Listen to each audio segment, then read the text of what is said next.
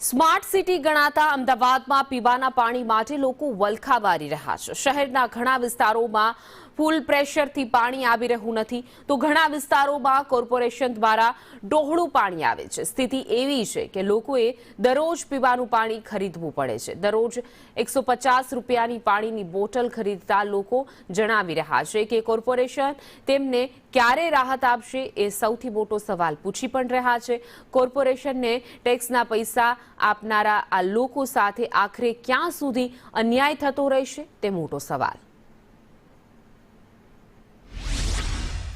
કૂવો ત્યારે ખોદે જ્યારે એમને તરસ લાગે તેવી પરિસ્થિતિ અમદાવાદ મ્યુનિસિપલ કોર્પોરેશનની છે।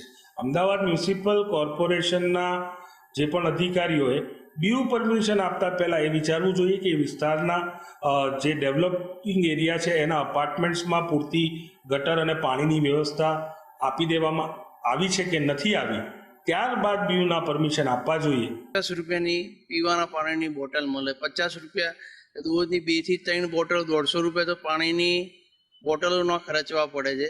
જે રસોઈ બનાવવાના છોકરાઓ અને નાના બાળકો હોય એ લોકોને પીવાના પાણી માટે બહારથી મંગાવવું પડે છે, એવી પરિસ્થિતિ। પીવાના પાણીમાં છેલ્લા લગભગ 15 દિવસથી સોસાયટીમાં પાણી જ નથી આવતું, અને જે બી પાણી આવે છે, જે કોર્પોરેશનનું પાણી આવે છે, ડોળું આવે છે। એનાથી અમારા સીએમ સોસાયટીની અંદર રોગચાળાની તકલીફ વધી ગઈ છે, બરોબર છે। અમારે રોજ પૈસાથી ખરીદીને પાણી લાવવું પડે। જે બોટલ 20 રૂપિયાની લાવતા હતી અત્યારે અમે 50 રૂપિયાની લાવીએ છીએ, બરોબર છે। એટલે અમારે ખાલી એટલી જ દરખાસ્ત છે સરકાર જોડે કે પીવાની પાણીની સમસ્યા